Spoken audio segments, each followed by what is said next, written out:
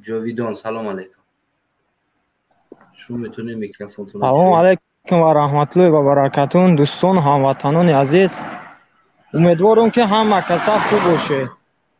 تشکر. شما امیدوارم صدا که هست خوب. که بله بله. راستی گپ موضوعتون هم نفهمیدم، هم خیلی راست درومم نه برومم کم تر کار دبام بودم. انا برای خودت که چهره داشکورای ما موضوع را خشرو کده میفهمونم، برای که ببین برادری عزیزم، در تاجیکستان زمین لرزه شد، چقدر خانه و یک قشلاق پشتی هم خیلی غلطی و چندین آدم قربان شد. در همه جا عیب کی هست؟ عیب زمین است، عیب غیشت است، عیب لای است، عیب کریش است، عیب ممالی است، یا که عیب خانه ساختگی. کی عیب داره که خانه در یگان استاندارد جا گفته نتونست که کمتر زمین لرزده فرو رفت؟ خب این در این با فکر اندیشه من این عیب نه عیب خانه داره، نه عیب خشت، نه عیب یگان چیزه. عیب تنها مسئولیت حکومت است که همون گیولوگایی که ما میگوییم، مثلا همون کانالیزاسیا و همون زبرو را توزا نمیکنن، همون آب ته میشینه. روز زدن زمین فرو نرفته، زمین فرو رفتگی نیست، زمین ایستاده، خانه غلطیدگیه. ها شاید این حسابی طبیعت باشه، یعنی جایبی طبیعته یا صرف سوته. شاید آخه در این باره ما درستی گپ یکم چی گفته نمیتونم. ما به خاطر که این استودیو ما به خاطر یک چیز اومدیم که اگر اجازت باشه ما یکم صحبت کنیم در همین فکر اندیشه های خودم.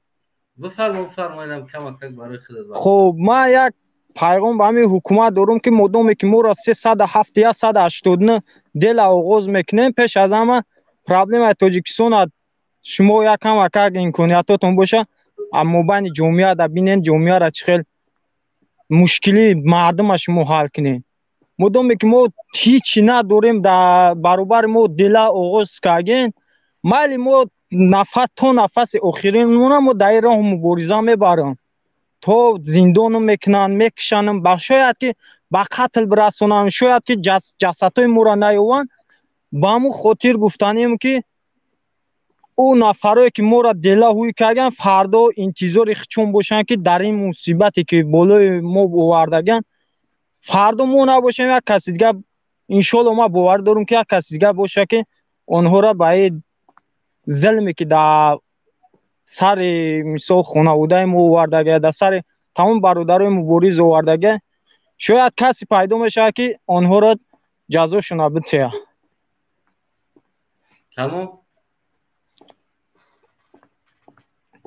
های واقعا آخه شما شاهد اون هستین که چقدر ظلم بالای همین برادرای مبارز بسیاری بد شدگه. даже تلفنمون در خونه نمیمونه که اینا شاید ما که شما را نمیدونم یا شما پیش از ما برومگین در را خوب میدونه، даже تلفن خونه ما را گرفتگیان که مقصد فرزنداشون قطعی دیگه صحبت نکنن. اگر امکانیت ها باشن او ظلمی بعد در خونه ما مثال حکومت نکنه که شاید دیگه کاسه صبرمون لبریز شدگه. آخه دیگه واقعا یک به مسئولیتی حکومت نشون میده. در دموکراسی آزادی نخواه اینقدر جبر با این ملت کنن. اگر یکم کمبودی باشه منظرت میخوام باری که با پیام میرسونم تا نفس آخرون ما مبارزه را میبرم، چی با سخن باشه چی با هر یک کمک باشه ما مبارزه میبرم. نسبت نمی ما یک خاطررسان کنم، ما را مدام که خیانت به وطن کردیم ما خیانت به وطن نکردیم. ما تنها سخن حق در برابر حکومت برای رژیم این رحمانوف ما سخن حق هم میگیم. ما این پیغامی که خانه شما را ظلم کردن یا که خانه دیگر کس ظلم کردن یا تو تلفنش را گرفتن، این پیغام با کلی مردم است، برای یک خانه نیست. فردا اگر که خدای نکنه اگر اوقات روغن نداشته باشه که یگان جدا بگوی که روغن ندارم، البته که خونه تنها که حمله میکنه که چرا تو میگوی که روغن ندارم طاقت که این پیغام با کل مردم است. امروز مردم گوشت ندارن بخورن، کودکاش تخم خوردن نمیتونه، گوشت نیست، گفتن نمیتونه بر اومده که همین چیز قیمت از زورم نمیرسه. برای چی؟ برای که این کلمه را بگه فردا میبرنش محکمش میکنن. گشنه میشینه، از شکم خودش دفاع کردن نمیتونه، از شکم کودکش دفاع کردن نمیتونه، از لباس فرزند خودش دفاع کردن نمیتونه. وقتی بگویه انسان ببرا بگو که قیمت از کار کردن اتونسته سی، پس یا بگی کار که یا برا توکلت به خدا. دفاع کردن نمیتونه از ژلوتکه خودش. گشنه میشینه و خب میکنه، نمیگه روغن قیمت چی است، گشنه میشینه نمیگه که کارتوشکا قیمت چی، سبزی قیمت چی، پیاز قیمت چی، زورم نمیرسه خریدن. این پیغام با کل مردم است. ولی مردم باید دای برابری که خیلی ایرا دا همون کفانوی خودمون محکم بستیم. شاید که مثل شودروان حاجی عمر در غریبی بگذاریم ای دنیا، نه که ما تو نفس اخیرانه این رو را انتخاب کردیم، این رو را مبارزه میبرم. مردم شما به طرف نباشین. وقتی که بینه که شاید اون هستین همه شما که وقتی سال 2012 و 13 و 14 و 15 شروعش گروه 24 سر شده بود، مردم میگفتن و 4 نفر به سوادن و یا 4 نفر گمراه گشتن، مردم به چی دعوت کردن. استوسا مبارزه گروه 24 ان زیادتر شد. بله مردم بعد تصور کن بعضیش که تاجیکستان با بیرون کشور اومد، وقتی که گوش کردن پیگیری کن دونستن که حقیقت در جای دوباره مثال بعضیش که پیوست بعضیش که نتوانست. شما خیلی اوزی همون حکومت همش به زور هم قانونی حکومت همه همو به زور یک بیچاره یا حساب ترسه که چی میکنن، ترس دوران نمیبروین گپ زنن. اگر نه باور که خونه بعضی هم من میگن امواش خونه اموا برن نون خوردن ندارن بعضیش، نه که میخزن هیچ چیزا دفاع میکنن که حق انسان هم میگیره دا او چیز. با همین خاطر باری دیگر منظرت میخوام وقتون نگرفتم، ما بین گپتون دادرومم منظرت میخوام. اون افرانی که در جستجوی من مبلغ جدا کردن در پای من هستن، ایرا فراموش نکنید که چه از پای ما میشن چه از پای مبارزه میشن. روین یک خونه یک کمبغل دستگیری کنین، یک بیچاره را دست شب گیرین، یا یتیم دست شب گیرین، یا مشکلی مردم را دست شب گیرین، مشکلیشون را باجا برین. برای که شما حکومت در دستونه شما وظیفه دارین که با مردم خدمت کنین، نه اینکه خلق با شما خدمت کنن. ببینید که یک بازار ببینید که چقدر نرخ نوا در نرخ چقدر بالا رفته است که مردم دیگه نمیتونه که چیکار کنه. و دیگر راستی گپ شاید ما انی دمی را قربان شیم، ما به خاطر همین مردم برومگیم، به خاطر همین مظلومان برومگیم، به خاطر اون برادرایی که در کون زندانن. شاید ما روزهای دیگر در زندان باشیم. ایرا که تصور یکم گفتی گپو من گفتن نمیتونم، اگر که مبادا که ما را که دستگیر کنه به تاجیکستان بردن یا در زندان بردن، ای برادرای مبارز همین خواهش دارم که در حق ما دعاگو باشن. ولی ما را فراموش نکنه که ما دمی را تا نفس اخیرا میریم. اگر یکم کمبودی باشه منظرت میخوام. نه سوزه تشکر زیاد برادر عزیز شما. امیدوارم که پیغام شما با گوش مردم و با گوش حکومتداران رسید که انم خیلی جوانان میبروین گویم تا آخر میستن و شما را نابود میکنن. خواهی نخواهی رن ایلی پوزنا شما نابود میشه، نه که رنش خوبتر است که تیزتر نابود میشن، آسانتر پوزناش بزیب نابود میشین. با تو وقت چقدر غضب مردم زیاد میشه و بالای سر شما بدونه که همون قدر که خرینا و نابود میشین، گنده بزیب نابود میشین. وقت شاید پیشتر نابود اگر شاید همین مردم ما همین شاید 15% یا 20% هم طرفدار همون حکومت هم، مثال همون واش که دم حکومت کار میکن طرفدار همون 15 یا 20% ای زیاد نیست طرفدار همون فراموش نکنه که همین خصوصا با گوشت برسه یا نرسه، اگم اهل اولادت گوش میکنه ان شاء الله سخنای ما را با گوشت برسونه، کسانی که نزدیکی رحمان و فهم با گوشش برسونه که خیلی 600 میگه که چرا غم میخوری از برای مردن، دیگران مردن ولی با خود چیزی بردن.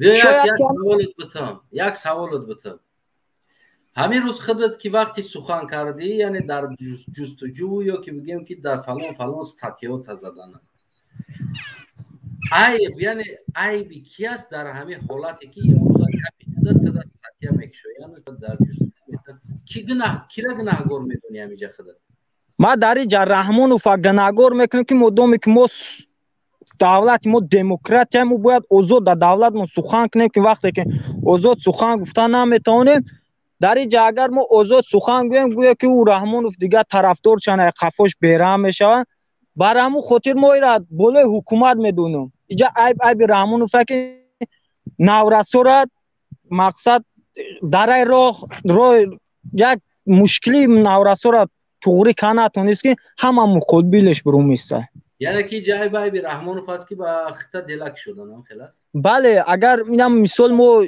یگم عیب نداره داره اینجا وزیرو عیب داره وزیر انویدی عیب داره که برای چی جوان مرده که باید برای وطن یا کوشش دارن که وطن جامعه آباد شوه جامعه بریدانون بیاوه مقصد مردم بخره عیب اساسی را کی داره عیب اساسی رحمانوف برای نام کرسی شه که همین مبارزه را یک تا گلچین کنیم بیارن کنی زندان یا با قتل یا نوبود چون کنه که سخن دیگراش نکنه چی با در دیگر دولت‌های نه دولت‌ها در وقتی مردم میخیزه بگیم که پرزیدنت با یا که جمع حکومت برای او دلک شدن نمیتونه برای که جمع مردمش دفاع همش برای روی خودش میخیزه یک دیگر فهمی مبین ما در جامعه ما در یک دیگر فهمی نیسته اگر یک کس اینا مثال شما دور نمیرین مثال شودروان حاجی عمر که وقتی که در ترکیه با قتل رسوندن دیگه مردم خاموش ایستاد نخیست چرا مردم میتونست که همون وقتی 2015 در بخیزه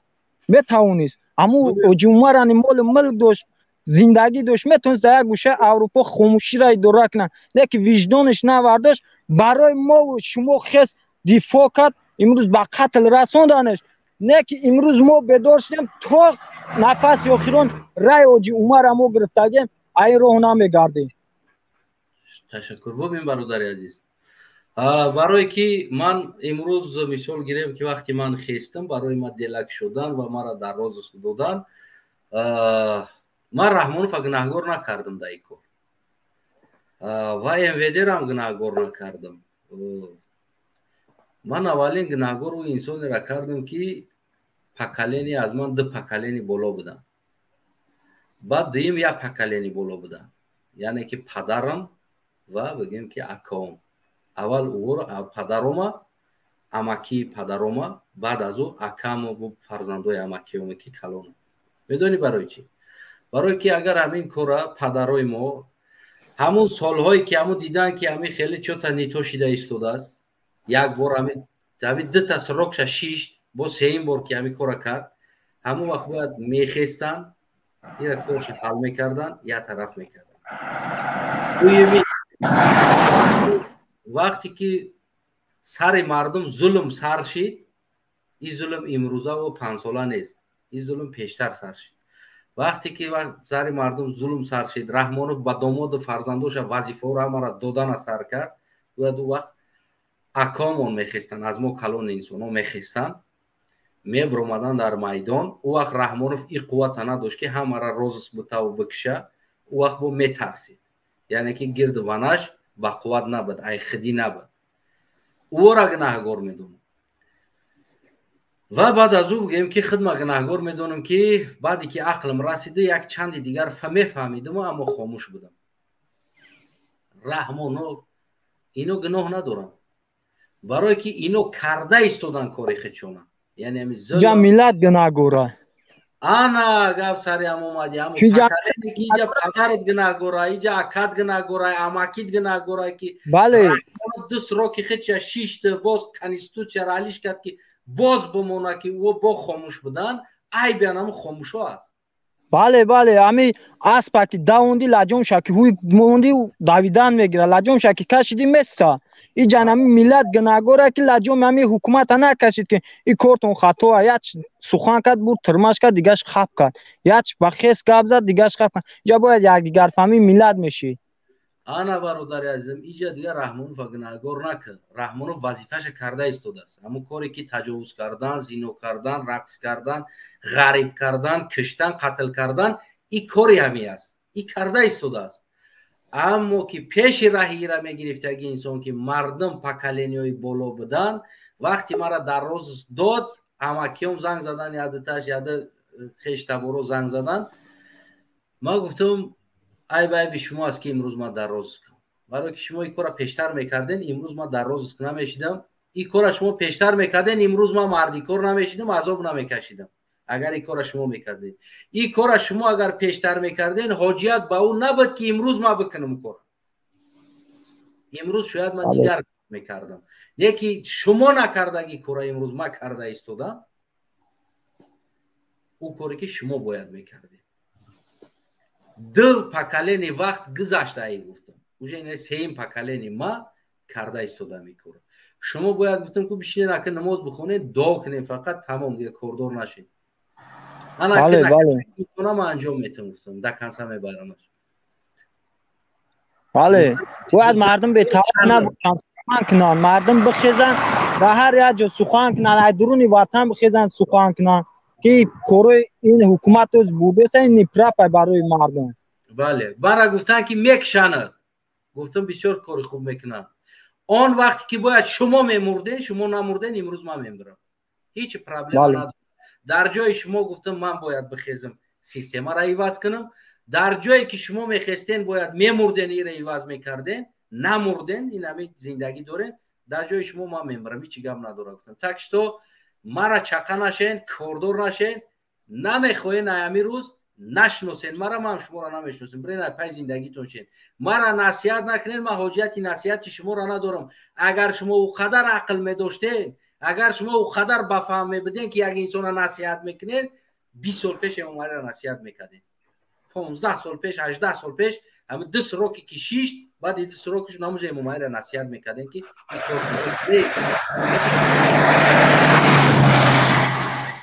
саломат боши бародари азиз. ростӣ ҷа бигем ки Рустаму Расул аст, иноро қабул кунем, фикр назари иноро фаҳмем.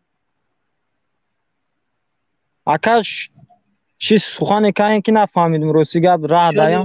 иншоалло метавонӣ ки баъд аз эфир тамошо кунӣ, айнан ҳаминҷаша баъд мефаҳмӣ бародар. зинда бош ака. саломат боши, худо нигаҳбонат. назарат мехоҳам, мардум бояд бетараф набошанд, мардум бояд дифоъ кунанд, муборизашона набаранд. тамоми масъулияти Тоҷикистону ҷе нархш дар болоай. имрӯз агар инами ҷавоно, имрӯз агар инами мардакое ки нами йигит меган, хичона майдон набироянд, хичона қурбон накунанд, системаро иваз накунанд, фардо фарзанди ё набераи ё мебирояд, қурбон мешавад, системаро иваз мекунанд. аммо нами гапе ки ман гуфтам барои амакиму, барои тағоиму, барои дигарош, анами гапа дар рӯи падараш мегам. мара падарам зинда мебуд ку ман даруш мегуфтам ин гапа ки дар ӯ вақте ки ту дари майдон мемурдӣ, ман зиндагӣ мекардам, фарзанди ту намурдӣ, анака падар ман мемирам дар ин майдону ту зиндагӣ кардашӣ. еҷа як сухани дигар шояд ба гӯши ҳамон нафароне бираса ки бинен тасаввур кунед ки мардум ози ай Тоҷикистон билет гирифта омесанд, на 10,000 омесанд. ама як фикр андешаи хидмат дар ҳамин нашоти билетгирии мардум як ҳамин хотиррасон кунам. дӯстони азиз, шумо ина тасаввур кунед ки 10,000 да билет мегирен, миен иҷа нигаҳ кунед ки 25,000 да дакмид мекунанд. 25,000ш хичани 3,5-4,000 сум дига мешавад. обши ҳисобш мекунед 14-15,000 сум қарздор мешавад. баъзеш агар кора никунад, ойлак биланд бошад 40-50,000 рубл. шумо ина бинен фикр кунед ки 5,000 квартира мета, 5,000 регистратсия мета, 5,000 ҷои хов мета, ханди хӯрок мета, аммо худаш 15-1 мешава. як сол мезана ки баъд қарзи ӯ Тоҷикистонша расшод куна. як сол кор мекуна, қарзоша расшод мекуна, мерава ба Тоҷикистон. ана бо як соли дига кор мекуна ки баъд ба хонаша баргарда. мобайнда 2 сол мегзара, 1.5-2 сол мегзара. шумо чен ай 1.5-2 солда шумо ҷанбаҳсен дифоъ ай ҳуқуқи хитон дар дуруни ватан кунед. бинен Ӯзбекистон аз رس شبینه که چقدر نرخ پایونه تاجیکستان چقدر نرخ پایون بلنده بین همی چی چی شبینه. تشکر برادر، دیگر را قبول کنیم، دیگران خیلی انتظارن خدا نگهبانت. انشالله میتونی الان نگهبانتون باشه در حق ما دوگو باشیم برادرای، کسی مبارز یا دمی راه برومگه مقصد درد مبارز همه فهمد در حق ما دوگو باشیم. سلامت باشی برادر عزیز. میتونی که ما را از یوتیوب